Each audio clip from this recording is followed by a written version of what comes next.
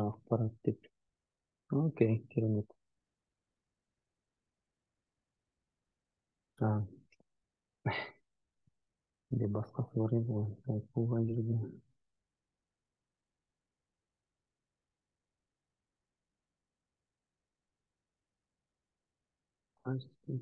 Oh, not far. First.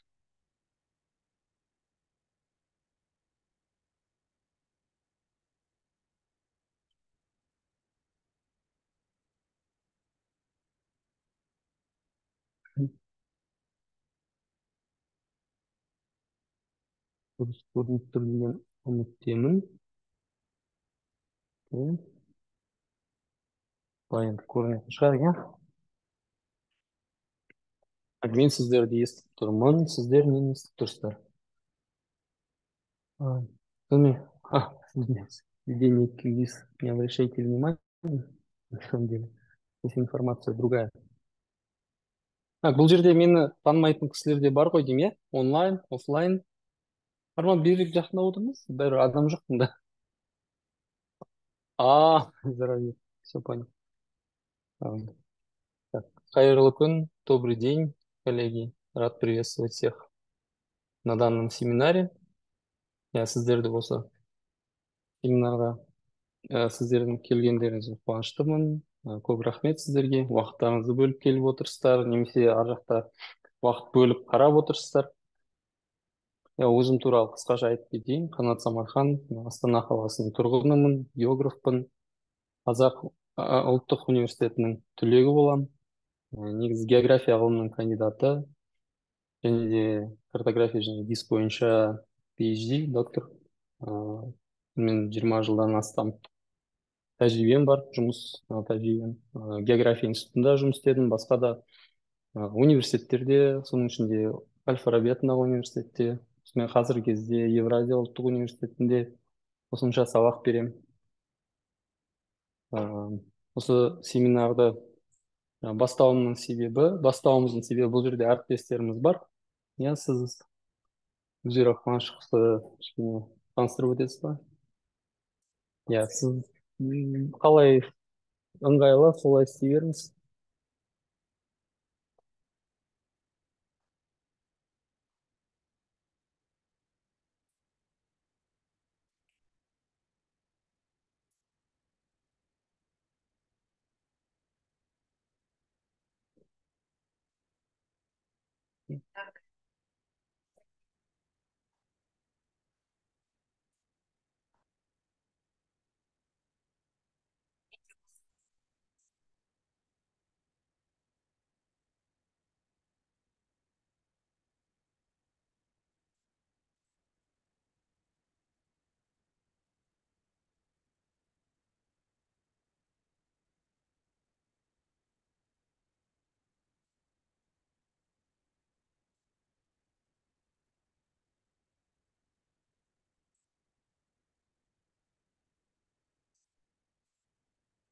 Ну, то можно на русском тоже можно продублировать, да, немножко, да. Да, русскоговорящий тоже.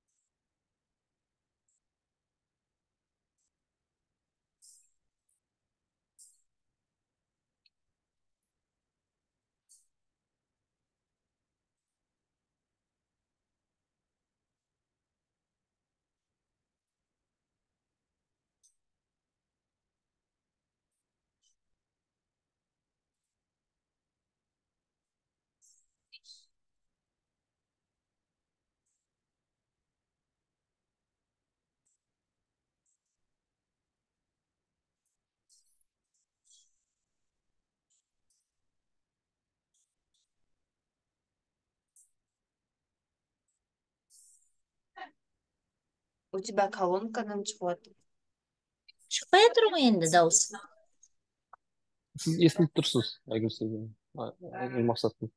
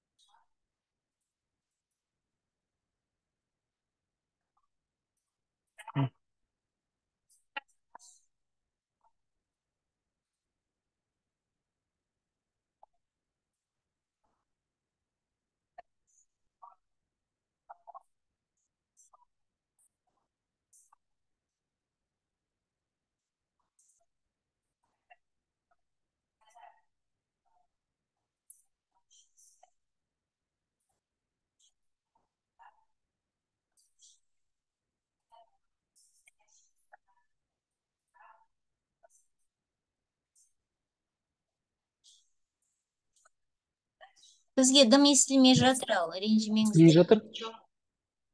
Барлықтарыңыз естімей тұрсыздар ма? Всем слышно? Нет, не Вот. слышно. Только ваш голос слышно. Сейчас Да вы Не что? слышно. О, простите. Сейчас включаю тогда микрофон. Два. Просто. Гульзира Куанышқызы рассказывала о том, что вот она была в поисках методов, то есть человека, который сможет как-то помочь, подсказать где-то в ее исследованиях. Сейчас Да. немножко проблема, потому что они Да. Если кратко, я хочу сказать всем, что сейчас мы на таком этапе казахстанской науки, когда мы хотим, но у нас это не получается в силу разных причин. И сейчас есть такое небольшое, такое, скажем, научное сообщество, которое может предложить свою помощь. Научное сообщество, которое может предложить помощь именно в том, какие можно предложить инструменты, методологические или методику подобрать. Элементарно даже какую гипотезу. Вот лично у меня было 3 гипотезы. Окончательную и правильную, которую вот, меня устраивала, и в первую очередь моего научного руководителя, что было очень немаловажно, относительно недавно. То есть именно это была та гипотеза, которая подтверждалась в результате моей докторской работы, которая шла в унисон с моими статьями, поданными в журнал Scopus и в Коксон. То есть это было, все было настолько взаимосвязано. То есть я хочу сказать, что на сегодняшний день я могу смело рекомендовать наше научное сообщество, которое может вам помочь в написании докторской статьи, докторской диссертации, написании магистерской диссертации, написании научной статьи. И вот одним из таких наших ученых и коллег является Харат Мурза, которому я хочу сейчас дать слово. Он сейчас более подробно и предметно. Ахмед Сулейков. Так, теперь все слышат меня, да? Нас, то есть, как я вижу по Да, этим... слышно. Да. Да, отлично. Ну, Айгүл Мақсатқызы, мына жерде ешкім жоқ, басқа. 20 адам кірді. Ары қарай жалғастыра берейік, иә? Окей. Негізгі мәселе енді кішкене тәжірибе бөлісу болатын. иә ең алдымен содан кейін сіздің подкаст өздеріңіздің зерттеу жұмыстарыңызда қандай проблема бар, оны мүмкін сіздер көмектесе аламыз ба, соны қарастырсақ деген оймен жинап отырғанбыз. енді бұндай керемет көп адам жиналмаса қуаныштымыз. осындай бір аудиторияда жақсы сұхбат болып жатыр. Эльвира Павловна, вы можете еще рассказать, вот я географ, допустим, Да. а вы политолог, Да. да, и каким образом, то есть я могу вам помочь или смог вам помочь, как считаете? Какой вопрос мог возникнуть у коллег?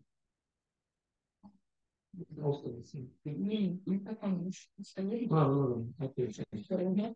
Дело в том, что поскольку я являюсь сама политологом, а Канат Мырза является географом, на самом деле должен возникнуть закономерный вопрос, причем тут география и политология.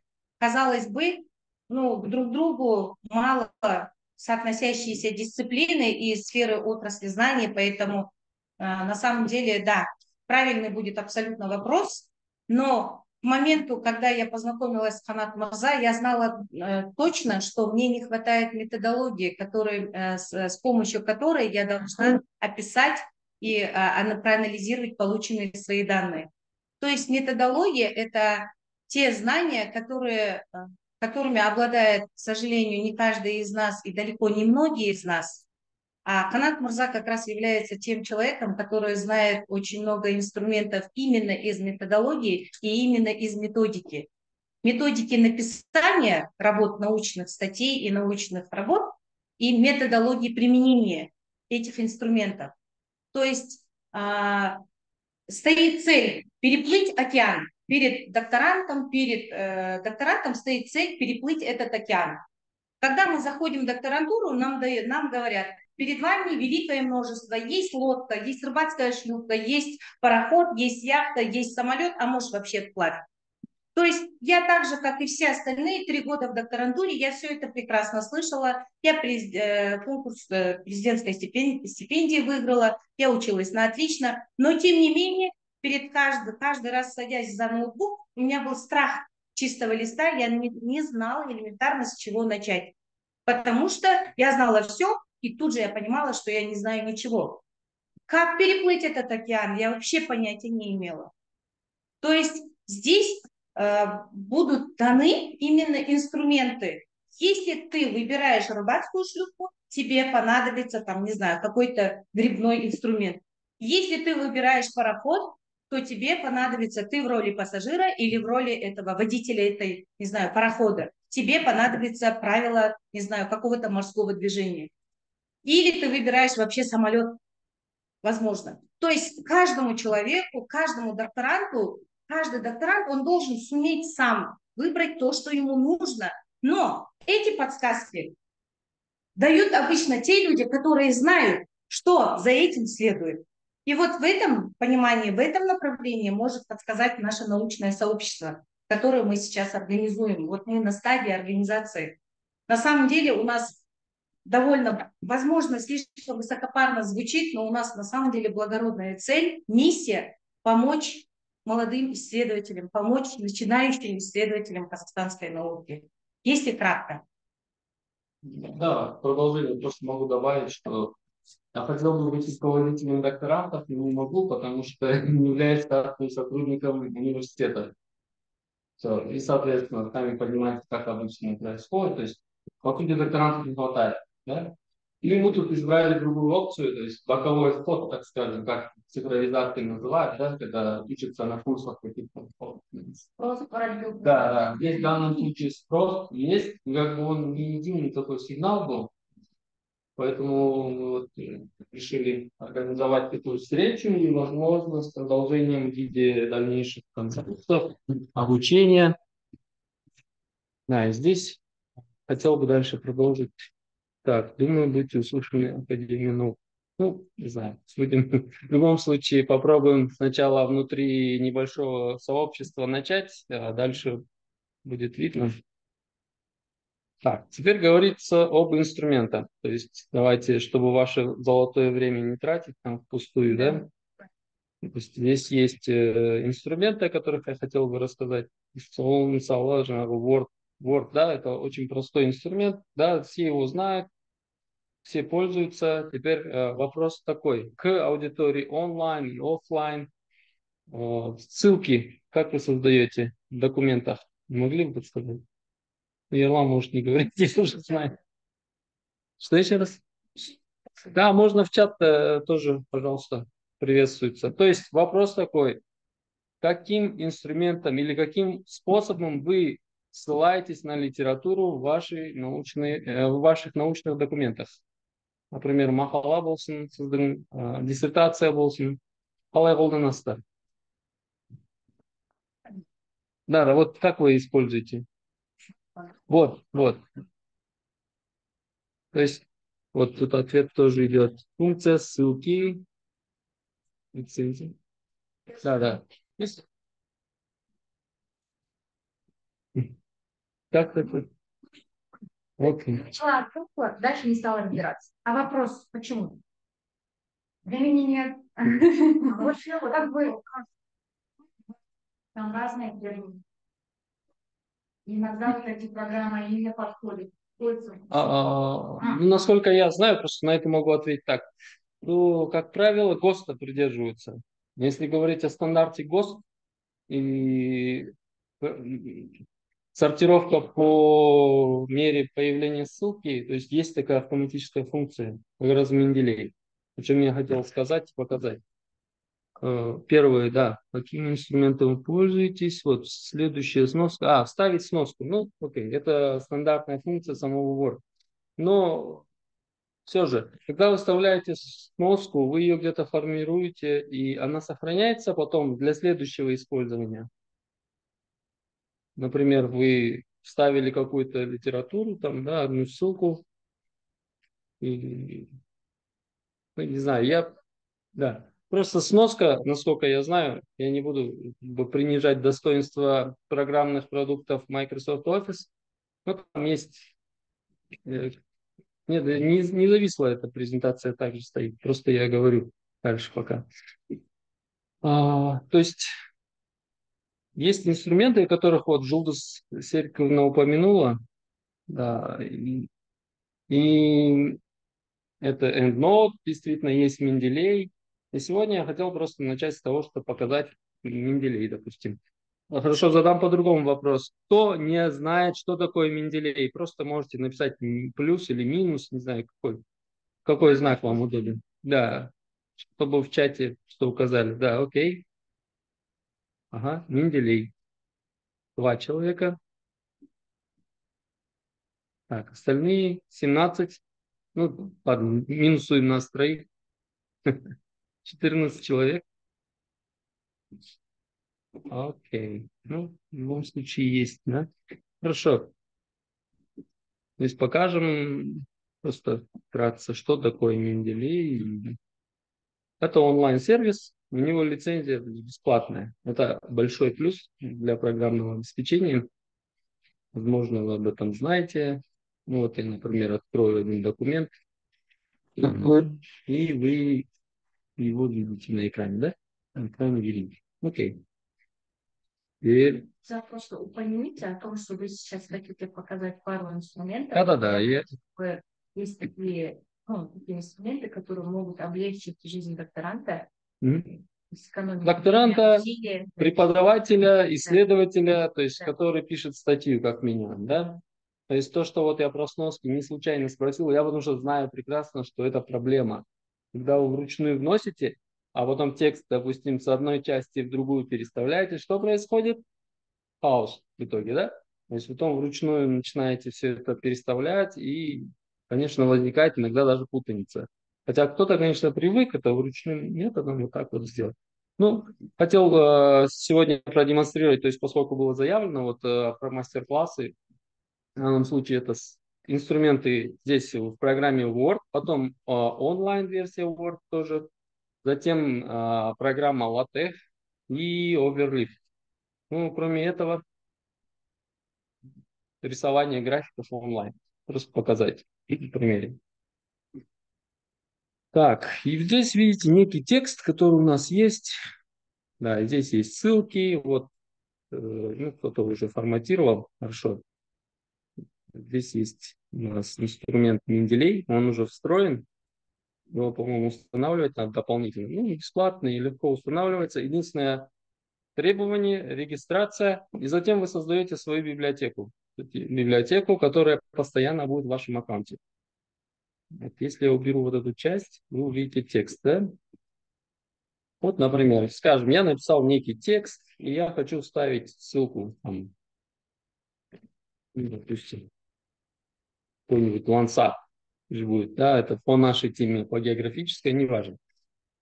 То есть можно сделать ссылку на один источник или на несколько. Если мы на один источник делаем, здесь просто мы вставляем insert citation и видим ссылку на литературу. Единственный момент, что здесь есть вот эти стандарты, о которых вот здесь в чате писали, да, кто-то указывала, что APA, там, это есть вот эта американская психологическая ассоциация, вот 7-е издание сейчас используется. То есть это есть стиль цитирования. Соответственно, мы его вставили, к примеру. Затем, может быть, мы ставили еще какой-нибудь там другой источник. Вот, например, мы говорим, да, пожалуйста, вставьте еще. И вы видите, вот здесь выбрано два варианта, но вот это A не обращайте внимания, это случайно в самом оформлении в базе данных здесь. Ну, вот, то есть выходит таким образом, что APA, согласно мировым стандартам, вы получаете. Хорошо, и так можно продолжать до бесконечности, ну, то есть до того момента, пока вы не исчерпаете весь список литературы. И потом вы просто вставляете, допустим, references, да? Яғни осылай әдебиет тізімін түгел қойып шығасыздар осы Менделейдің көмегімен, және одан кейін оның библиографиялық тізімін осы курсор тұрған жерге саласыздар. То есть вы ставите именно в то место, вставляете эту ссылку. Таким образом получаете список литературы в соответствующем формате APA. Ну, есть, как я уже упомянул, есть также Russian GOST, то есть российский ГОСТ, да, который у нас используется. Можно поменять, и мы увидим, что у нас что-то изменилось. Да, вот это вот мы используем. Да. Ну вот, я об этом и говорил, что можно будет использовать и то, и другое. Вот таким вот образом мы вставили сюда список литературы, куда не надо было, конечно, но для примера, да. И вот здесь, видите, список литературы, ссылки появились в соответствующем формате. Вам всем видно, да? Хорошо. Онлайн-аудитория, сіздерде сұрақ бар ма? У вас есть вопросы? Нужно ли... Так, вот вопрос был, да. Нужно ли для использования Менделей иметь официальную версию офиса? Думаю, что, наверное, да, скорее всего. Ну, с другой стороны, если у вас взломанный офис работает, то, возможно, он встроится без проблем. Я не рекомендую, конечно. То есть я не имею права вам рекомендовать. И как специалист я вам тоже не рекомендую использовать нелицензионные программы. А если вы работаете в ВУЗе, к примеру, у вас, скорее всего, есть доступ к официальному аккаунту, да, который предоставляет право пользования Microsoft Office официально. Университетте бар, мысалы, ЕНУ-да бар. Нет, я думаю, что везде. Да. Потому что у меня есть аккаунт, я могу скачать и установить, насколько я знаю. Word, Excel, может просто мало. Только онлайн, да? Окей, извиняюсь, поправляюсь. Возможно, только онлайн. Сондай бір нюанс болуы мүмкін. Аудиторияда басқа сұрақ бар ма мүмкін? Осы жерде кісілер, сіздерде жоқ. Окей. Так, аудиториядан бір. Жаңадан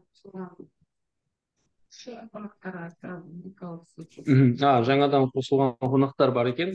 Сіздер қош келдіңіздер. Мы рады вас приветствовать. На этом семинаре вкратце было сказано о том, что мы можем предложить в помощь исследователям. Здесь не только докторанты, здесь могут быть и преподаватели, могут быть даже студенты, магистранты, то есть все, кому не хватает какой-то информации. То есть информация о том, как вообще действовать в отношении ваших исследований, исследовательских работ, написания статей. Хотя сейчас курсов очень много, да, всяких разных насчет написания статей. Там, думаю, что немало в действительности. Ну, мы просто здесь, мы хотели увидеться сначала оффлайн и, возможно, онлайн, для того, чтобы дальше продолжить работу. Так. Это была часть по оффлайн версии, так скажем, Word. Ну, на самом деле он не совсем оффлайн, потому что все равно с онлайн-сервисом связан, так или иначе. Это вот то, что вы сейчас показали, цель того, что вот этого мастер-класса, того, что вы можете, мы можем вас учить этим инструментом. Да, да. Ну, то есть это все достаточно легко, конечно. Вы какие-то вещи сами можете освоить. Ну, вот мы, допустим, беседу Знаете, провели. что все мы наслышаны о программах Доттера, Менделей, тем не менее мы почему-то это не используем, потому что на словах, когда все легко, но когда ты остаешься ночью один на один перед ноутбуком с этой программой, начинаются такие непонятные какие-то алгоритмы, что в конце концов возвращаемся к тому, что было старым советским проверенным методом. Ну да. Да. Вот для того, чтобы упростить работу, то есть мы показываем вот такие варианты. Теперь, если мы возьмем инструмент онлайн, OneDrive, допустим, аккаунт, который у меня есть, и у меня есть, ну, в принципе, OneDrive создать всем можно, да, единственное, может быть, вопросы будут в части использования онлайн-версии Word, я не знаю, потому что у меня просто лицензионный, и поэтому вот этот момент надо будет уточнить. Так, если мы сейчас зайдем, опять же, в ту же статью, а на самом деле онлайн у нас висит, ну, скажем, проект статьи, черновик, да? Вот, и здесь, то есть те же самые инструменты есть, как видите, интерфейс практически тот же, да, тура сол Word, жердегі сілтемелерді дәл солай қосып қоюға болады, мүмкіндік бар, яғни бұл жерде де ссылки дегенді ашатын болсақ, осы менюдің ішінде Менделей сайт бар. То есть опять же доступен инструмент Менделей сайт, которым я уже авторизован здесь. Видите, здесь под моим логином я уже сижу. То есть тем новым пользователям нужно будет создавать свой аккаунт и затем наполнять его какой-то литературой. Да? Вот здесь я, допустим, ставлю ссылку. И, как видите, опять в формате ГОСТ мы уже имеем эту ссылку. То есть это я уже показал. И еще хотел бы один момент показать насчет Менделея. Сам сайт Менделей. Пожалуйста, вот он. Вот видите, вот мой аккаунт. Я уже авторизован. И самая важная часть это именно library, библиотека, в которой все наши ссылки хранятся. Да, рабочие ссылки, какие-либо, которые мы используем, мы можем просто хранить здесь. Да, это ваша личная библиотека. Можно, то есть отсюда здесь пополнять и затем использовать его в документе. Вот, то есть, таким образом это упрощает. Так, сұрақтарыңыз бар ма бұл бойынша? Сұрақтар жоқ. Сіздер қосылып айта берсеңіздер де болады. Егер можно и так выступать. Давайте. Только онлайн, статьи, там ранее отсканированные. Здесь единственный вопрос будет, это возможно, но нужно будет вот здесь добавлять, допустим, какую-то литературу, которую вы хотите, да? Допустим, отчеты какие-то, там, карты, там, еще что-то. Это все можно. Единственное, вам надо приводить предварительно в специальный формат. Здесь есть BibTeX, RIS, допустим, EndNote, вот, который нужен. То есть это делается заранее, просто надо будет подготовить, ну, допустим, чат GPT. Просто можно ему сказать, вот это возьми, сделай из него мне, пожалуйста, такой формат. А потом вы просто импортируете этот файл сюда. И он у вас появляется в библиотеке, соответственно. Окей, по этому поводу вот, то есть вкратце это ваша библиотека. Теперь следующий. Вопросов пока нет. Если вопросов нет, продолжим дальше. Кто-нибудь тогда использовал программу LaTeX? Вот LaTeX қолданып көрдіңіздер ме? Давно. Давно. По-моему, да, английский Лимуна, он Мгм. принимает... Принимать в формате LaTeX, да? Ну, это продвинуто очень. Потому что у нас в Казахстане я ни разу не видел просто, чтобы кто-то говорил, что вот мы принимаем в формате LaTeX готовые какие-то. Окей. В чате тоже вот так. Вот, Айжан указали. Может, кто-то еще? Вам это интересно, в принципе? Что такое LaTeX? Вот тағы бір қосылған бізде әріптестер бар екен. Да, біраз жиналдық.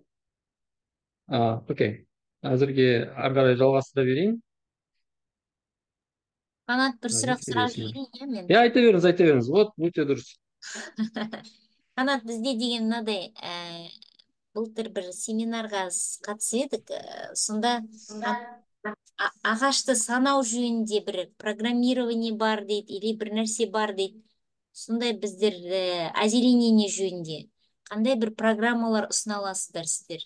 Жаңа бір көрдім, бір қызық нәрсені, сосын сразу мен алтынбекке кір деп айтып едім ғой. Сіздің айтқаныңыз, Әкем Мақсатқызы, ол ғарыштық суреттердегі немесе БПЛА-дан алған суреттердегі ағаштың санын шығару, дұрыс па? Ағасын шанын шығару болады. Кейде былай қалада ағаштарды санауға қандай да бір программаны қолдануға болады ма? Қаланың ішінде. Ол әрине былай арнайы мамандандырылған сұрақ деп айтуға болады. Ондай программалар бар әрине. Ол былай қарағанда машиналық оқыту, үйрету деген әдістер қолданылады негізі. Сол арқылы шешіледі. Және ол код арқылы шешіледі былай қарағанда. Жалпы бар. Енді мен өзім барлығын үйрете алам деп айтпай қояйын, бірақ ондай егер де қажеттілік болса, қосымша мысалы тағы да мамандар тартып, қай сұрақ болса да, енді мысалы жаңа Гүлзира Қуанышқызы айтты ғой, мен бүкіл нәрсеге жауап бере алмаймын, расында да басқа мамандықтардың қандай нәрсе жасап жатқандарын біле бермейсің ғой. Бірақ жалпылама жүйелі түрде егер де қарайтын болсақ, әдістеме жағынан көмектесе аламыз. Және екіншіден, осындай мысалы арнайы сұраныс болып жатса, оны қосымша өткізуге болады. Так. Да, забегая вперед, можно сказать, что, конечно, Канат Мырза не является универсальным специалистом во всех отраслях знаний, но мы стараемся создать сейчас такое научное сообщество из профессионалов. Если это будут, например, специалисты, докторанты или магистранты или преподаватели из социальных наук, занимающиеся проблемами социальных наук, конечно, мы постараемся предоставить специалиста, профессионала, профессора, который занимается именно социальными науками. Да, специфика, чтобы была. Конечно, географ не может знать проблем и вызовов, каких-то трудностей, рисков касательно только социальных или политических наук, или биологических, не знаю. И, разумеется, это правильный вопрос. Естественно, если мы в нашем сообществе постараемся предоставить доступ, предоставить возможности для сотрудничества с специалистами именно вашего профиля. Это будет зависеть от конкретного запроса, конкретного специалиста, который придет в наше сообщество. Ахмед. Тут вопрос. Литературу можно вставлять только на одном языке или можно на английском? Нет, ограничений нету. То есть Менделей просто выставляете литературу на том языке, на каком у вас есть файл BibTeX, скажем так. Либо второй вариант, вы просто ищете в библиотеке Менделей. Вот здесь, допустим, Search for Articles. Соответственно, вы здесь ищете просто статью там какую-нибудь. Допустим, и вы находите кучу разных статей, в которых есть упоминание этого ключевого слова. Вот таким вот образом можно добавлять себе в библиотеку, либо просмотр, если доступен. То есть это вот. Еще какие-то вопросы? Басқа сұрақтар бар ма? Аудиторияда, онлайн. Айгүл мақсатқызы құсап қосылып сөйлей берсеңіздер тіпті керемет. Такое обсуждение, это очень Да, нам помогает. очень пошла обратная связь, потому что это семинар интенсив несет ознакомительный характер, который по результатам которого мы будем потом создавать определенного рода действия, будем с подвижниками определенных алгоритмов и будем исходить из этих запросов. Жақсы. У кого-то вопрос? Это просто с микрофоном вопрос. Мгм. Следующий. Да, тут вопрос вот более специфический, персональный, опять же, значительные пожары, имеем ли мы возможность получить доступ к снимкам казахстанских спутников, вы имеете в виду, да? Угу. Казахстанским спутникам доступ, конечно, проблематичный, то есть, потому что есть юридическая сторона и ограничения именно для их использования, особенно Казахстан-1. Если вот более высокого разрешения эти спутники, они недоступны для широкого пользования. Вот, делается через специальный запрос, поскольку есть секретность, поэтому они должны пройти проверку, и потом только их можно купить при этом. Либо вариант Б, ВУЗ может запросить, сделать запрос, и уже дальше, рассмотрев запрос, они там решают, предоставят они или нет. Вот, надеюсь, ответил на ваш вопрос. Продолжаем дальше. Да. Менее специфические. Да, в принципе, можно направлять такие вещи чуть позже, потому что мы сейчас объявим, потому что будет опросник, будет направляться по результатам этого семинара. Да, осы нәтижесінде біз ары қарай осындай сұрақтарды сіздерге жібереміз, соларға жауап береді деген үміттеміз. Енді сіздерге көрсетіп отырғаным қазір латехқа байланысты. Латех дегеніміз не нәрсе екенін білетін адамдар мүмкін аз да шығар, немесе оны пайдаланған адамдарға қарағанда мынандай аз сияқты. Латех деген жалпы публикацияға материал дайындаудың форматы деуге болады. Міне сондай программалау тілі бір жағынан. Да, это можно сказать язык программирования, который позволяет, или инструмент, вернее, который позволяет готовить публикации, готовить материал к публикации, например, книги, статьи. Здесь такой пример. Это у нас программа Text Studio, она является бесплатной. Да. В чем же ее преимущество? И что здесь можно сделать? Иногда в Word, может быть, вы сталкиваетесь или нет, когда, допустим, вы пытаетесь переставить рисунок, таблицу куда-то там в документе. То есть трудности такие. Мысалы, мен бір суретті бір жерге қойғым келеді. Бірақ содан қоя бастаған кезде менің жаңа мәтінім былай жүріп кетеді, жоғары, төмен, жан жаққа. Я? Да, сбивается. Да, сбивается. Между строк войти. Угу. То есть такая проблема возникает. И вот эта программа, она является на самом деле решением, потому что здесь можно заранее просто предусмотреть такую опцию, чтобы, допустим, мы ставили рисунки в определенных местах только. Вот мысалы мынау сияқты. Мен байқап отырсаңыздар, мынау да енді толық дайын құжат деп айтпайын, бірақ мысал ретінде. Здесь можно увидеть источник. Вот. Источник выглядит вот таким образом. Может, это вас пугает. Не знаю, кого-нибудь пугает? Это Да. этот код. Да, пугает. Пугает. И меня до сих пор это пугает. Это действительно так. Ну, на самом деле. Когда ты не знаешь, что такое программирование, да, или там так или иначе его касаться надо, вроде как. Ну, вкладываешь это на потом. Ну, мен емес, басқа біреулер мен программист емеспін. Менің жұмысым емес ол. Бірақ мынандай ғылыми жұмыспен айналысқан кезде, мысалы, халықаралық деңгейге шығару үшін осындай құралдарды меңгерген дұрыс. Да, это является преимуществом для того, чтобы ваши работы соответствовали мировому уровню в итоге. То есть вы были выполнены на уровне. То есть другим языком вы получаете в концовке не только степень PhD, но вы еще и получаете определенные знания навыки программирования. То есть, представляете, вы крутые айтишники будете. Да, то есть продвинутые довольно-таки специалисты.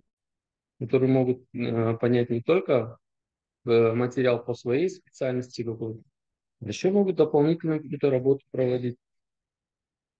Бұл жағынан түсінікті ғой, иә? Мына жерде енді мен бұның барлығын қазір көрсетуге уақыт та жетпейді, себебі регламентіміз асып бара жатыр. Қазір негізі мен 1 сағат деп ойлаған, 1 сағаттан асатын сияқты. Я надеюсь, у вас есть время для того, чтобы еще полчаса где-то посвятить.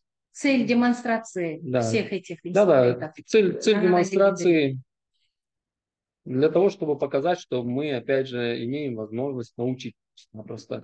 Вы, конечно, можете делать это и самостоятельно. Как бы везде есть опция всегда самостоятельного обучения, да? Но очень часто она не используется. Да, когда ты берешь обязательства и, соответственно, ты все равно учишься. А тем более, если это не бесплатно вдруг, так это вопрос такой уже психологии, так скажем. Легче научиться у кого-то, заплатив деньги, нежели сидеть самому ночью один на один. Ну, тоже есть такой момент, да. Да. Есть, по крайней мере, ментор, так скажем, да. То есть, по сути, мы предлагаем менторство такое. То есть, яғни біз осындай менторлық ұсынып жатырмыз. Енді осындай формат бар да шығар, сіздердің арларыңызда оны қолданып жүрген адамдар да бар шығар. Бірақ кішкене жан жаққа осыны тарату үшін меніңше біздің ойымызша осындай таныстыру семинары қажет болды. Некоторые научные требуют LaTeX формат. Да, вот инструмент как раз, который я показываю. Это и есть формат LaTeX. То есть вот этот Text Studio можете использовать. Есть онлайн-инструмент. Сейчас на второй вопрос тоже отвечу. То есть вставлять картинки не в середине, а в угол. То есть здесь можно программировать. Здесь можно программировать, куда ее вообще вставляем. То есть здесь у нас есть опция центрирования, например, да. Если мы ее пробуем играть.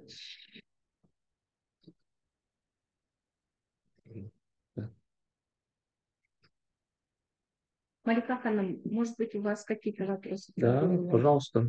Только приветствую. Я так понимаю, здесь надо рисунок нельзя ставить эту программу, надо через язык программирования, да? Ага. Вот, видите, например, я передвинул. Ну, центрированный был, теперь он слева. Центрирование убрали, все. А можно Да, вопрос? здесь. Ага, я сейчас отвечу сначала. Напишите, пожалуйста, в чат. По поводу, то есть, обтекаемости ответил. Язык программирования. Да, на самом деле здесь используется код. То есть, на самом деле, код не настолько сложный, как может показаться. Да? Ол қиын болып көрінуі мүмкін. Бірақ егер адам бұл жерде енді мотивацияланған, мотивациясы жоғары адамдар жиналып отыр деген оймен келіп отырмыз. Негізі сондай идеямен бастаған болатынбыз, иә, мотивациясы жоғарылау, жұмысты бітіреміз, жұмысты жасаймыз, мақала жазып, оны ертең басып шығарамыз дегенді. Легко говорить, если честно, для меня это вообще были какая-то, не знаю, то ли математика, то ли английский язык. Человек, который вообще в этих дробях, в этих фигурных скобках, который не разбирается, было настолько все сложно. Мне казалось, что если я все это выучу, я стану реально, не защитившись, стану крутым айтишником. Но на самом деле, я так поняла, вот просто между нами, девочками, как говорят, на самом деле это нужно заучить просто несколько комбинаций. Да, может. А я как делала? Я просто их записывала в бумажку, и каждый раз перед тем, как... Да что за функция? Я просто через очки каждую это проверяла, так ли я это делала. А потом это превращается просто на уровень автомата. Да, все верно. То есть только начать. Ең бастысы тек қана бастау керек. Өздеріңіздің ниеттеріңіз үшін жасау. Что если будет рядом сидеть наставник и ментор, который будет сидеть тебе по слогам диктовать это, потому что больше вы нигде не найдете человека, который вы будет сидеть по слогам, точка, скобка, запятая, вот сюда, это. Ну, нету. Я лично искала. Не, я не нашла такого человека. Мы же как раз, наше сообщество предлагает вот такие вот базовые знания, не те, которые дает университет. Дополнение, да, что-то за пределами. Именно фишки, которыми пользуются современные научные исследователи. То есть вот есть тот же LaTeX, только онлайн-версии. Кстати, LaTeX бесплатный. Если говорить о Text Studio, то есть он бесплатный.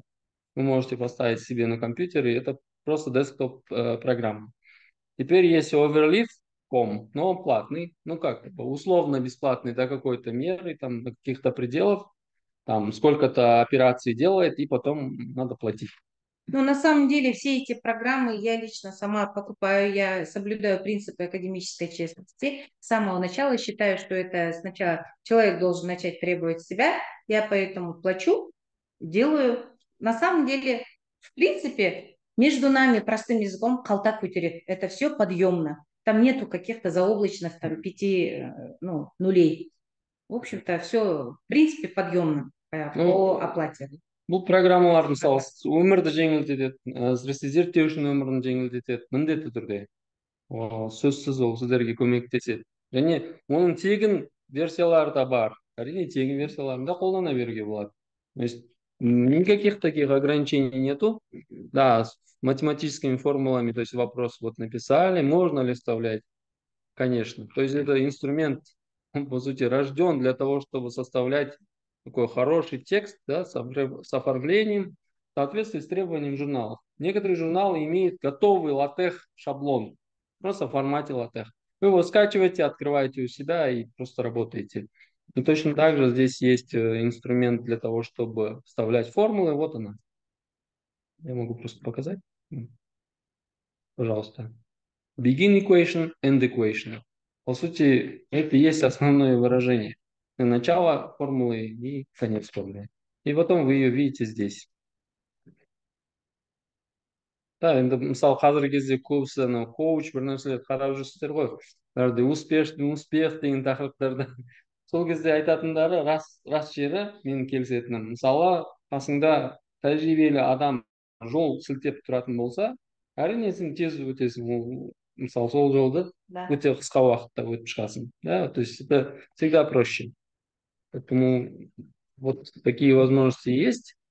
Сегодня я только прочитала секрет успешных людей зависит в расписании. В 6 утра встает, бежит, там, фитнес, там прочее, потом душ, обливание, и все. Расписывает, и там из 8 пунктов состоит. И 6-й пункт моего брата назначили акимом. 7-й пункт. Я решил немедленно воспользоваться. 8-й. И я, наконец, стал успешным. Казахский метод. Но этот метод нам не годится. Ну мы с вами, да, мы с вами идем другим путем, да?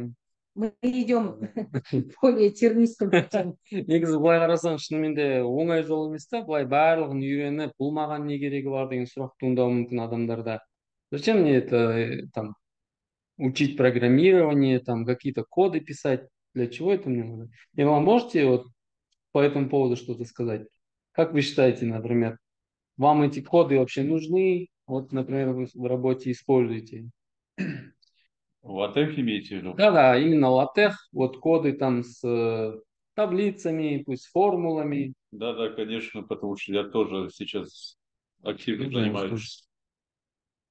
Я сейчас, в данный момент я тоже активно занимаюсь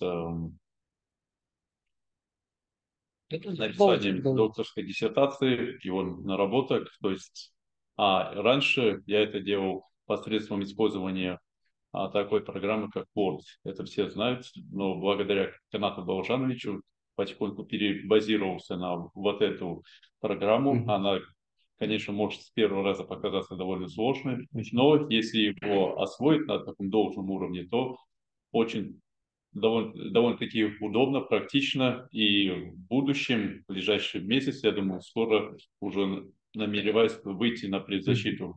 То есть, вот, дай бог. Да. Удачи и успехов. Спасибо. Окей. Рахмет сізге. Да, тут есть, кстати, люди, которые меня не знают. То есть, если кто-то может подумать, что все меня знают, нет.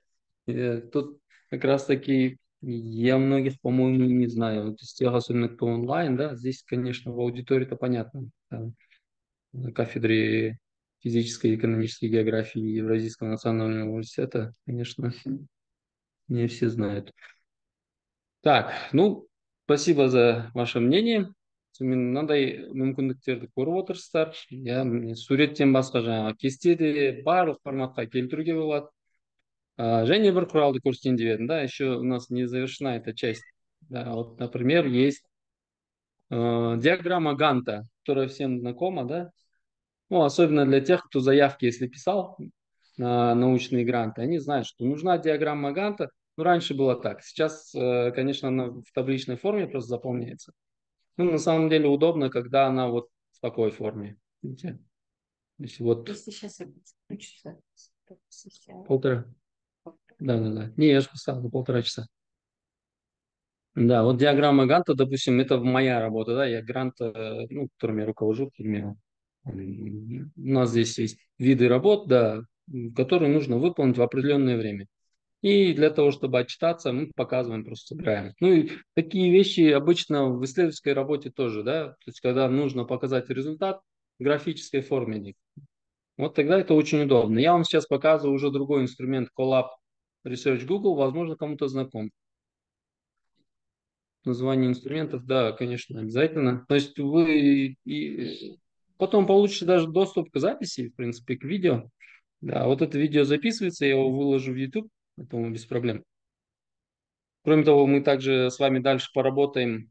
Сейчас уже об этом дальше Гульзира Куанышкызы объявит. Сейчас я просто хотел показать, что вот онлайн, да, опять же код. Но этот инструмент, он полезен тем, что вы просто бесплатным образом, то есть делаете какой-то хороший график, просто качественный, скажем, для того, чтобы публиковать, использовать его в научных публикациях, в ваших статьях. То есть это очень удобно. Ну, на самом деле, всему можно научиться. Лишь бы главное намерение было такое, что вот я хочу научиться, потому что это мне нужно. Ну, давайте, коллеги, признаем такой факт, что есть, когда люди хотят там, скажем, заплатить денег и за него, допустим, работу просто сделают, да? Ну, то есть это же вы же тоже такие факты знаете. Я не буду оценивать плохо, хорошо, это существует. Но я недавно пришел к выводу все же, что будет правильней, эффект будет всегда лучше, когда ты кого-то учишь, и он просто сам это выполняет работу. Да, и тогда и в дальнейшем это какой-то вклад, даже вот то, что Гульзира Афланушка отмечала, потому что мы хотим там высокопарно, но внести вклад в науку, этому, я надеюсь, поможет. Да, пожалуйста. Мама, ты вот так вот будешь делать, у меня антивирус.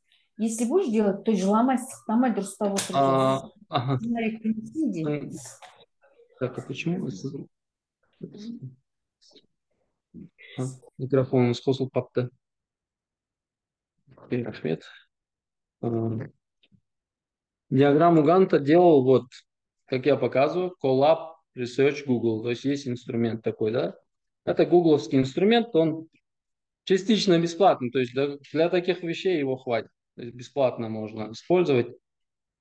Просто делается новый код, по сути. Вот и все. Это все делается онлайн. Ну, я говорил о том, что я не хочу умалять достоинств Microsoft Office, Excel, да, там Word, да, никто не отменял, все используем.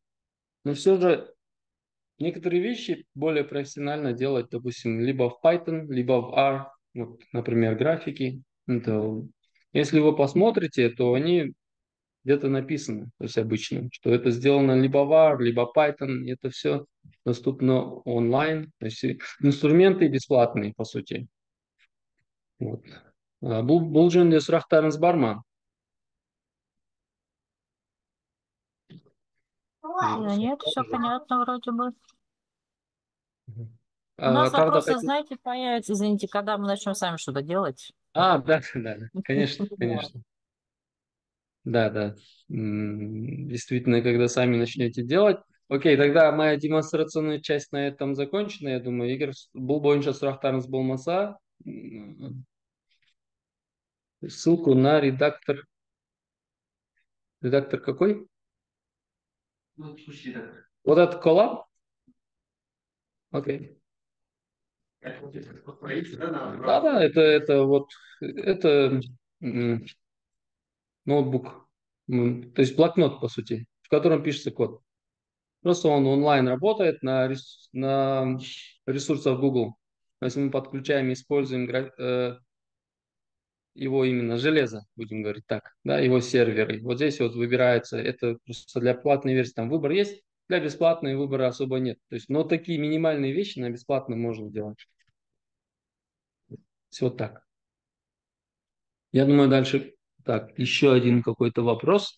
Да. Язык программирования, который используется для того, чтобы да, для того, чтобы вот составить, допустим, график, это вот Python. Есть как бы у нас и люди, которые лучше меня Python знают, они просто там, научат такие вещи в раз. Но я тоже сам могу показать какие-то вещи, которые я в работе использовал. Допустим, я там в публикациях готовил, всегда использовал Python. Гүлзира Қуанышқызы, сіз ары қарай жалғастырып, жаңағы қалған жағын айтасыз, ұйымдастыру жағында. То есть по демонстрации тогда мы завершаем. Көп рахмет. В том, что Ага, дело в том, что все это, вот этот семинар, интенсив, он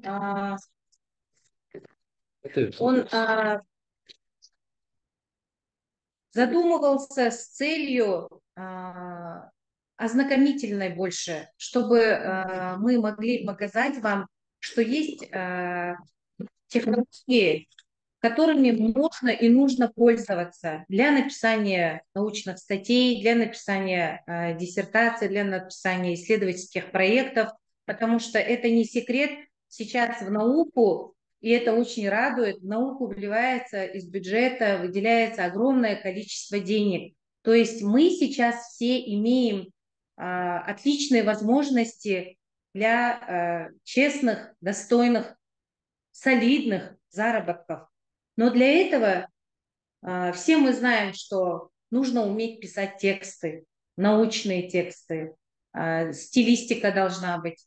Но до написания текстов мы все знаем, что от нас требуется. Это проведение исследований, как это проводить, что делать, с чего начинать. Все, после того, как это все я провел и собрал эти данные, что с этими данными дальше делать, как их форматировать, как их анализировать, как их собирать, как их обрабатывать. Здесь Канат Мурза поделился всего лишь самой маленькой толикой того, чем можно воспользоваться в наше время этими технологиями.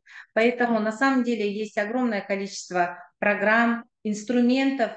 И в нашем сообществе наша вот эта образовательная среда, она может помочь нашим коллегам, начинающим коллегам. На самом деле, возможно, это будет не совсем для начала и в начале очень легко, очень доступно, потому что каждый из вас, коллеги, уже состоявшиеся личности, у каждого из вас уже есть свои определенные профессиональные какие-то требования, профессиональные какие-то амбиции, но всем нам хочется однозначно признания. Это точно. Почему мы идем в докторантуру? Мы в первую очередь идем за признанием. Идем за тем, что я тоже, на самом деле, это в первую очередь, это вызов, это челлендж самому себе.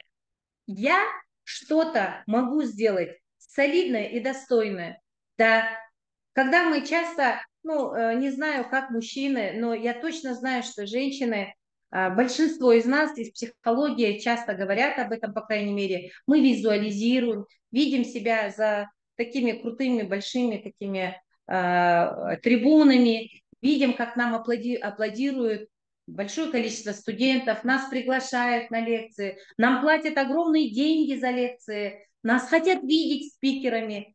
И самое главное, в этой ситуации было бы чем поделиться, а пригласить нас, да, всегда будут нас приглашать. Если мы этого добьемся, если мы откроем что-то новое для себя, сначала для себя, а потом уже для науки, потом уже не только там будет Казахстан. Наука, она не знает национальности, наука не имеет лица. Наука признается, она везде. Почему мы не можем опубликоваться в журналах, входящих в Web of Science или Scopus? Потому что это трудно. Черт побери, это действительно трудно. Это реально трудно.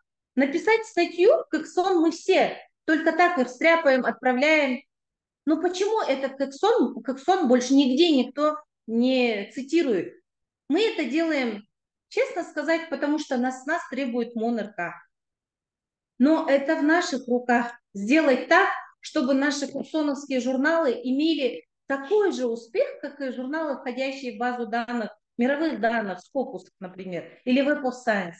А для этого нужно сначала захотеть, а потом, вот так, қазақша айтқанда, әрекет бастасаң, берекеттіре болады.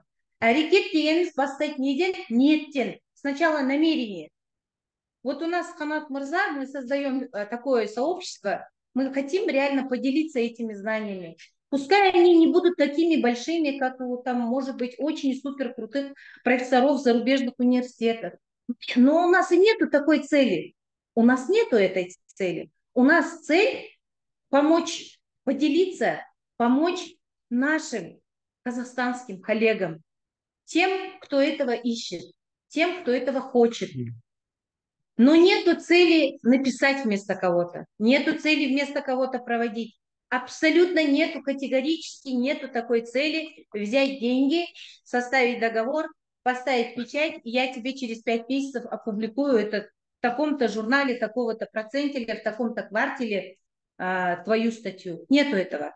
Но если госпожа Малика, допустим, пришла и говорит, мне нужно написать статью, которая опубликуется в Токсон, но я ее хочу сама написать, но я не знаю, как ее написать. Я не знаю, из чего ее структурировать. У меня есть данные, но я не знаю, как это анализировать или обработать. Да, мы поможем.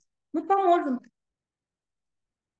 Мы поможем. У нас есть для этого инструменты, у нас есть для этого коллеги, которые не только, есть из Москвы коллеги, уже готовые нам помогать, потому что они все видят, наши казахстанские ученые, они все прям как рыбы, которые вот прям ауа жетпейді, знаний жетпейді, катастрофически не хватает. Они готовы делиться с нами этими знаниями. И я сама ездила в зимнюю школу, разговаривала, я спрашивала, вы не хотите приехать к нам в университет, вот, ну, мастер-классы, воркшопы, семинары, вебинары провести? Пожалуйста, организуйте, соберите аудиторию, кому это надо. Мы стали везде спрашивать. Вы знаете, набралось большое количество желающих.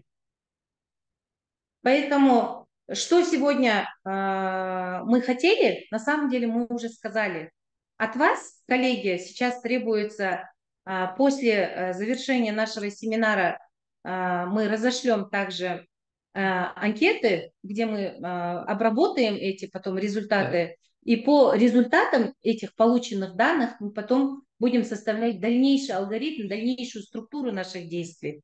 Чтобы максимальная эффективность вот это была проработана, потому что мы прекрасно отдаем себе отчет в том, что все вы люди занятые, все вы работаете, но при этом писать надо, защищаться надо, публиковаться надо, проекты подаваться надо, зарабатывать надо. Поэтому, пожалуйста, вот у нас такие есть возможности, мы можем вам помочь, мы это предлагаем вам. Разумеется, мы ни в коем случае не собираемся и не будем конкурировать с университетами, с вашими научными руководителями. Никто из нас никогда не скажет, не прав ваш научный руководитель, вот так надо делать, да делайте, как мы говорим. Нет, такого не будет. Мы не собираемся и не будем.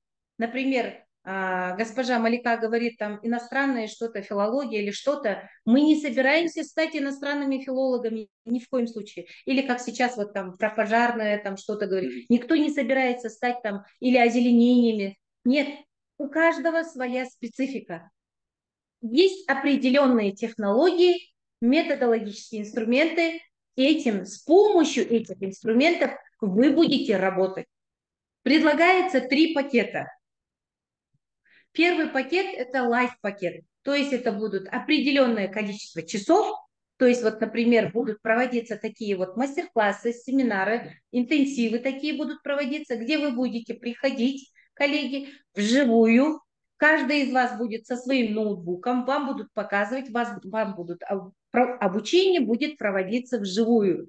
Тут же все ваши вопросы будут возникать, тут же вы будете получать. Этот пакет называется лайф-пакет. И он будет содержать только ограниченное количество обучающих часов.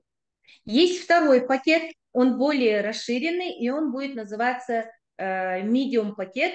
там будут, кроме того, что содержится в первом лайт-пакете, будет плюс еще онлайн, плюс офлайн, гибридный формат с персональными наставниками. То есть, если вы, допустим, работаете в определенной сфере, пишете определенной сфере, мы постараемся вам найти наставника, который вам поможет в продвижении ваших, там, формулировании гипотезы, насколько это реально или нереально отработать, насколько вообще, то есть конкретно специалиста, который конкретно будет вам помогать.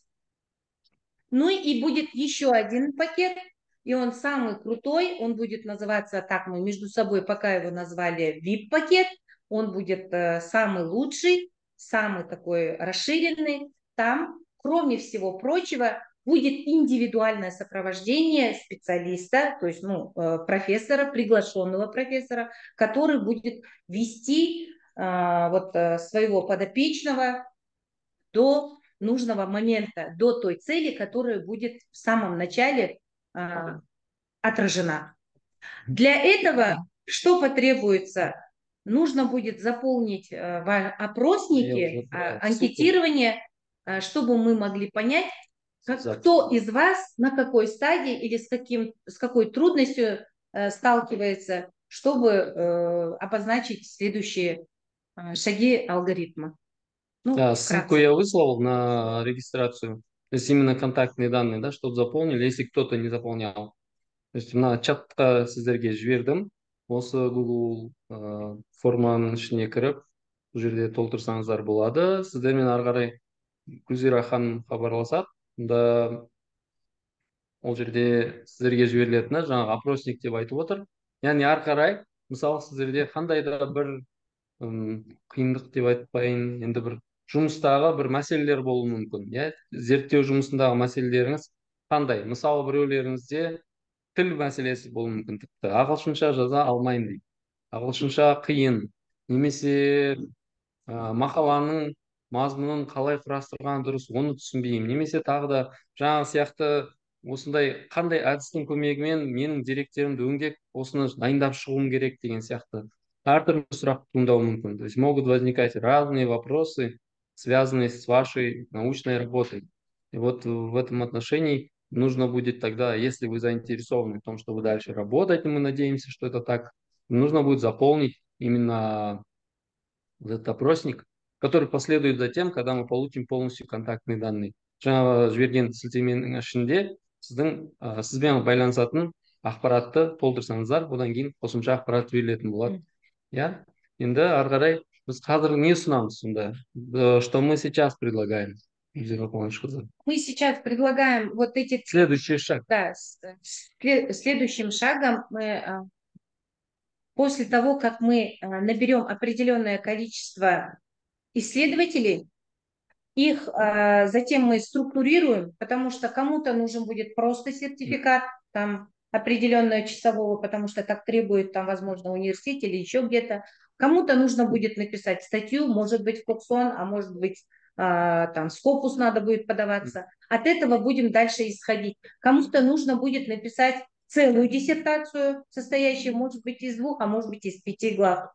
Кому-то, может быть, нужно написать, вся диссертация написана, все сделано, но не может сделать там определенные какие-то там, допустим, 1 главу надо закончить или заключение. То есть вот это зависит от конкретных ваших запросов, то есть как мы дальше будем действовать, работать. Это первое. Второе, очень рекомендую сейчас поторопиться, потому что желающих вот на семинар пришло мало. Ну, в моем понимании, не так много. Но на самом деле ко мне записалось достаточно много коллег. И честно скажу, и не подумайте, что это будет как бы бахвальство или что, или понты. Нет, будут критерии отбора.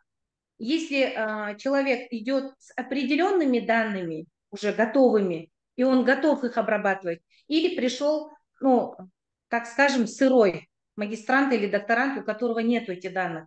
Конечно, предпочтение, честно скажем, отдадим тому, у кого уже есть определенные наработки, который готов работать и который знает цели свои запросы. Понимаете?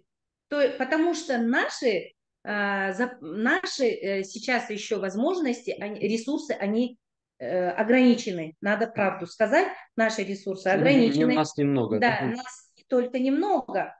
Дело в том, что это все-таки это работа, требующая больше времени на качество. То есть мы хотим помочь максимально. Вы сами знаете, написать статью – это не пятидневная работа, это нужно время, это нужно силы, это нужно, и в первую очередь, это нужна самоотдача самого исследователя. Поэтому есть такие моменты. И после того, как коллеги придут, будут заключены договорные отношения. Все будет очень официально, с печатью, все как положено. У нас будет определено место, где мы будем собираться, где мы... Позже я вам все это распишу, приглашу по адресу. Так, что я еще должна сказать? Семинар. Так, следующий семинар. Да. Продолжение этого, то есть следующий семинар. Угу. Допустим, подготовка какой-нибудь статьи в Коксон. Да. Скажем, можно просто сделать. Если кому это интересно, хотя бы просто скажем, Коксон. Угу. Просто не будем замахиваться там, Скопус. Да. Вот, то есть можно это сделать именно в интерактивном режиме, где-то офлайн, онлайн. Ну, желательно офлайн, конечно, но бірақ Следующим шагом, чтобы вы понимали, насколько вам это нужно, насколько для вас это актуально и сейчас, в конце мая, когда дети выходят на каникулы, когда мы, родители, наконец расслабляемся и думаем, что если каникулы у детей автоматически и у нас, у мам и у пап каникулы, поэтому мы предлагаем вам провести еще один такой семинар, но тоже в таком вот интерактивном формате. Каждый приходит со своими данными в своем ноутбуке и не просто вот в формате вот вопрос-ответ и тихо сижу и слушаю по ту сторону экрана, а нет, придется все-таки поработать над своей статьей и включить эти конкретные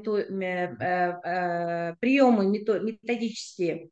И после этого вы сами должны для себя решить. То есть цель этого семинара заключается, насколько для вас это актуально сейчас. Это делается для этого. И цена это будет стоить, как мы сегодня утром смеялись, это чашка кофе в Старбаксе. Сколько стоит? Сколько? 2000 тенге. То есть мы все-таки считаем, что время должно оцениваться, пускай это будет чашка кофе, 2000 тенге, я считаю, что это... по написанию статей, да. есть конкретно статьи одной подготовка материалов для публикаций. От и до. Допустим, займет это, может быть, 3 дня, я не знаю. Сейчас конкретно не могу сказать, да? Приблизительно так. Определенное количество часов, то есть, чтобы вы понимали в реале и на практике применили эти знания и поняли, насколько это круто и нужно ли это вам. Okay. Нет, это не час. Это просто за весь, ну, скажем, 3-дневный семинар, условно буду говорить, 3-дневный жасма. Да, 3 семинар. Знаете, такой момент, мы просто будем, это не просто как бы, эти деньги еще нужны для того, чтобы мы идем в коворкинг, просто-напросто арендуем какое-то место, скажем, пространство для работы. То офлайн, то есть он приходит туда, то онлайн, пожалуйста, тоже можно будет подключаться. Да. То есть, вот таким образом, это такой маленький семинар, короткий. Это как продавцы, менеджеры в различных магазинах называют это обычно, по-моему, приятный бонус или акция. Поскольку мы все, или это промо, мы все-таки люди науки, мы люди из академической среды, мы не будем так называть, наверное, эти вещи. Мы назовем, что это все-таки больше, не знаю, как это, мастер-класс, наверное, больше, да, мастер-класс, семинар, интенсив больше.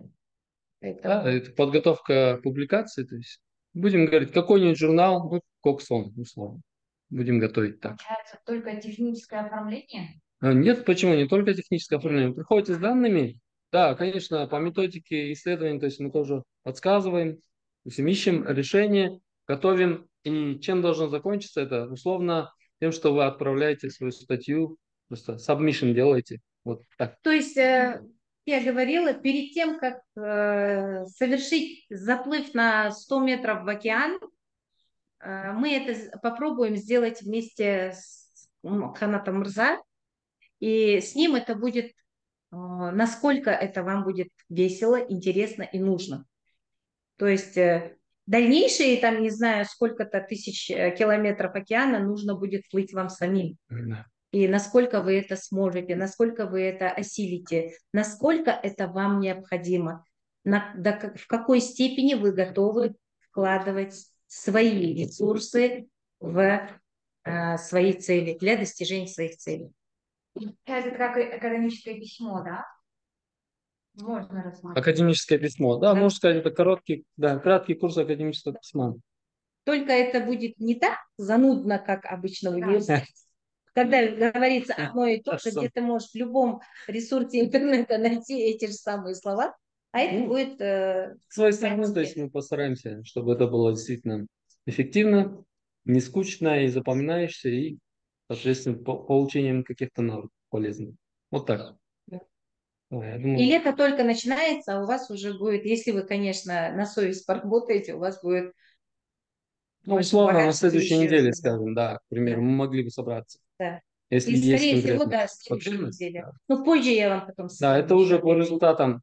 Дальше Гүлзира ханым ары қарай сіздермен хабарласады. Яғни егер оған қатыссам деушілер болған жағдайда ары қарай ұйымдастыра береміз. Смотря сколько мы берем людей. Окей, сұрақтарыңыз бар ма мүмкін? Онлайн қатысушылар. Бізде 3 минут қалыпты. Мен сіздердің уақыттарыңызды алғым келмейді бұдан былай. Да, я понимаю, уже время 7:30 там. Теперь оставшееся время, сколько осталось 2 времени? минуты. 2 минуты? Ну, вопрос-ответ. Да, если Какие пожелания, какие вопросы? попробовать продлить. Да, может быть, продлить стоит, может быть, енді начинаем. С ценой пакетов сейчас я могу только сказать, что это начнется, ну, примерно от 45 тысяч тенге. Это опять-таки сумма взята не просто с потолка. Это туда входит очень много нюансов. Сами знаете сейчас, какой рынок. Здесь и аренда здания будет, и аренда каких-то материально-технических единиц будет, и так далее, и так далее. То есть я с Алматы. Ну, Айжан Раскильдиева, если вы с Алматы, вы можете сейчас пока что онлайн присоединяться. Но у нас, открою небольшую такую завесу нашего следующего, дальнейшего шага, у нас в планах летнюю школу организовать по очень демократичным ценам, поскольку мы только начинаем, и для своих вот университетских коллег хотим такую летнюю школу, курсы организовать. Опять-таки, для этого нам нужно понять запросы. Мы сейчас должны изучить именно спрос на что, на какие запросы, и от этого будет зависеть, какие будут это курсы. Больно. А? Больно. Да. Да, на самом деле так же.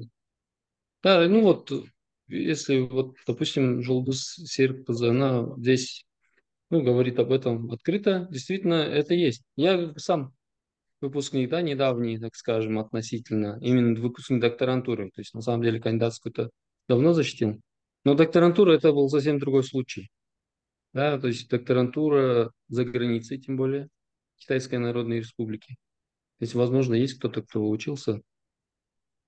Какие там требования, и как ты вообще себя ощущаешь, где ты находишься, какая связь с руководителем, это тоже такие большие вопросы.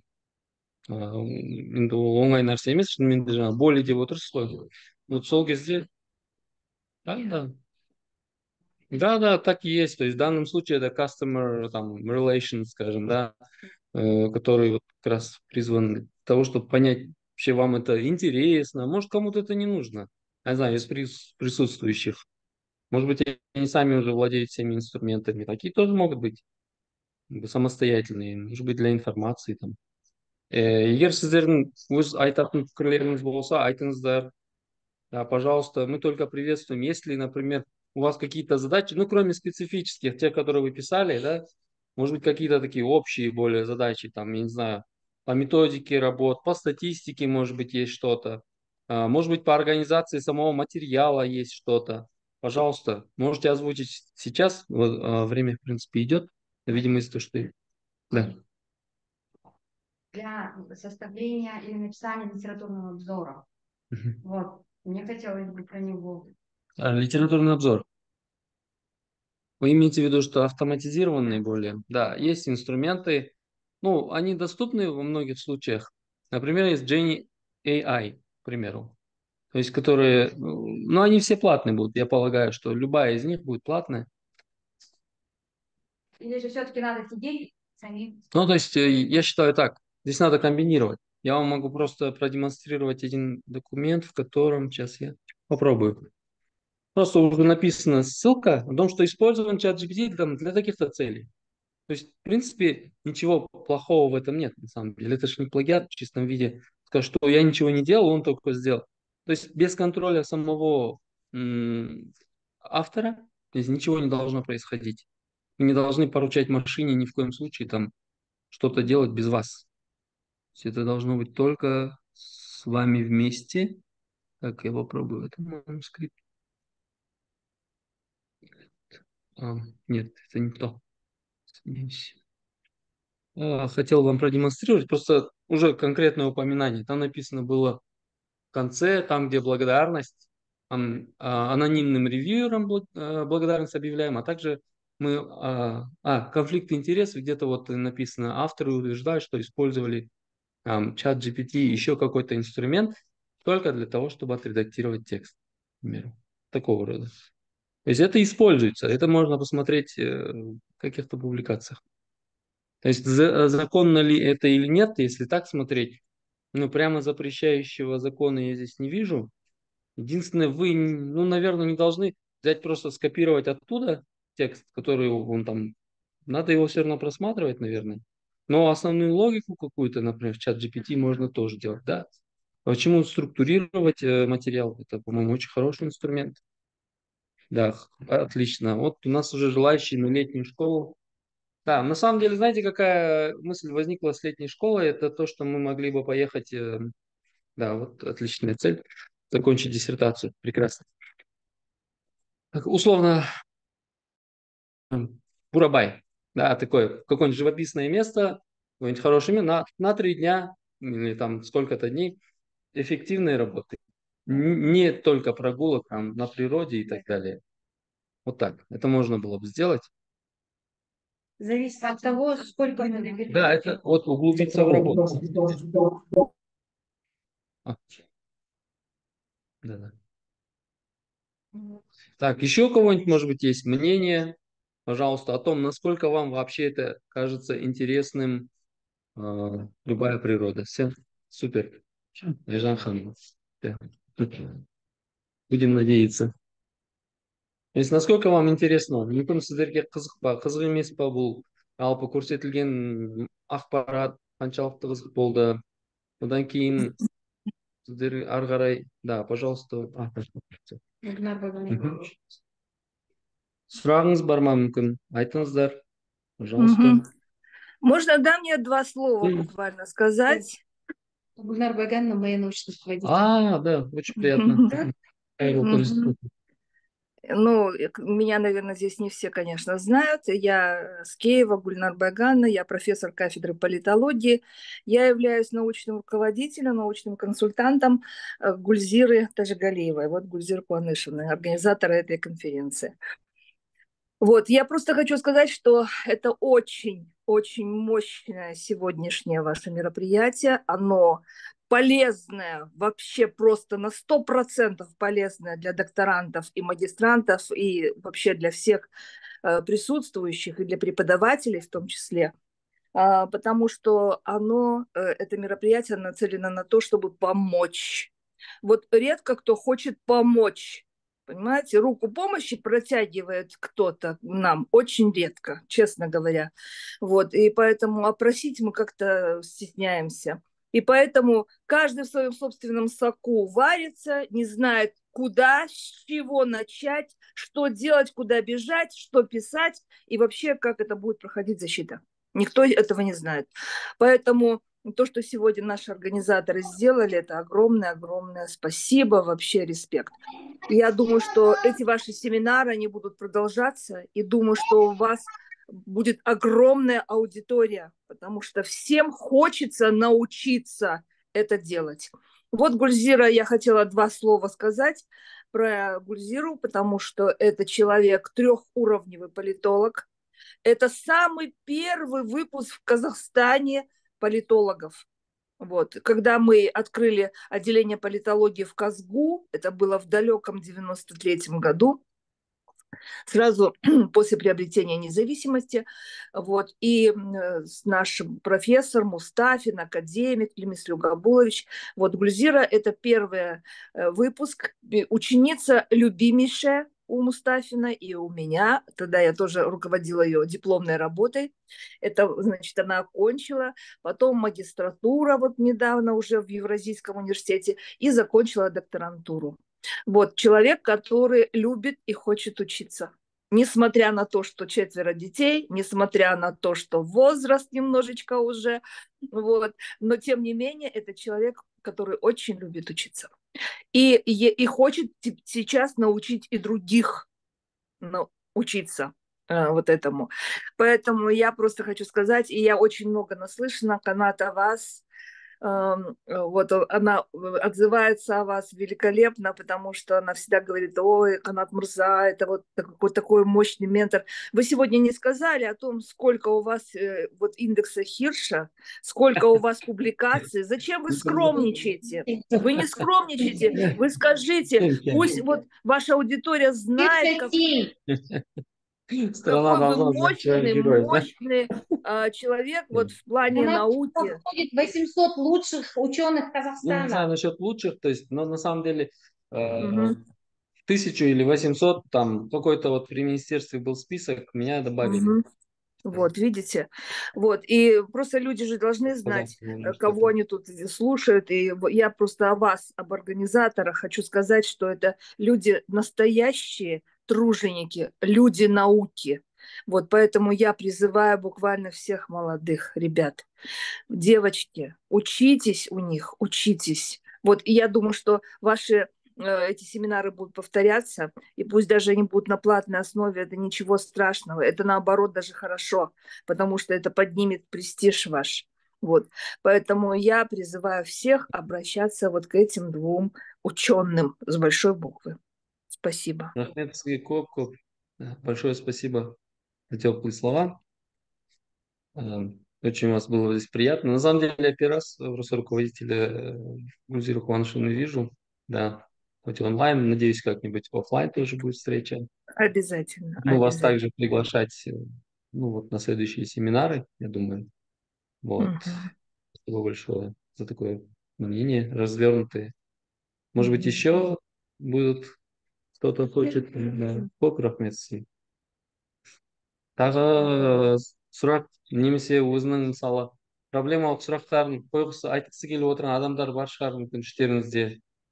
Андай офлайн, онлайн, көбісі шығып кетті негізі жаңа 30 адамға дейін. 32 адамға дейін келді ғой деймін. Онлайн. Да, да. Ну, если, в общем, уважаемые коллеги, если вы подумаете сегодня, решите для себя, насколько это вам нужно ли вам. Если вам это нужно, что нужно вам? Публикации нужны, в смысле статьи написать, научиться или проводить исследования. В общем, от вас что требуется? Обозначить цель своих запросов. Что вам нужно? Сначала это. Дальше мы потом будем уже исходить от ваших запросов. Ну, на этом, наверное, тогда сегодня завершим. Мы благодарим всех, тех, кто подключился, кто уже вышел. Благодарим всех коллег, которые были с нами до конца. Благодарим коллег, которые пришли сегодня офлайн, несмотря на то, что прохладно, время в конце рабочего дня. Всех благодарим за живое общение, за интересное общение. Ждем от вас обратной связи, ждем от вас реакции. Обратный. Көп рахмет сіздерге. Да. Рахмет, сау болыңыздар. Сәттілік, қайырлы кеш, Иә. күндеріңіз жақсы болсын. Келесі кездескенше сау саламат болыңыздар. Большое Мгм. спасибо. Аман болыңыздар. Жақсы, сау болыңыздар. Мұнда хабардамыз. Жаңа контакттарыңызды ары қарай алып, қосымша ақпарат жібереміз. Және видеомен де бөлісеміз. Видео ссылка обязательно будет. После того, как я залью все в YouTube. Окей. Тогда завершаем. Рахмет. Сау болыңыздар.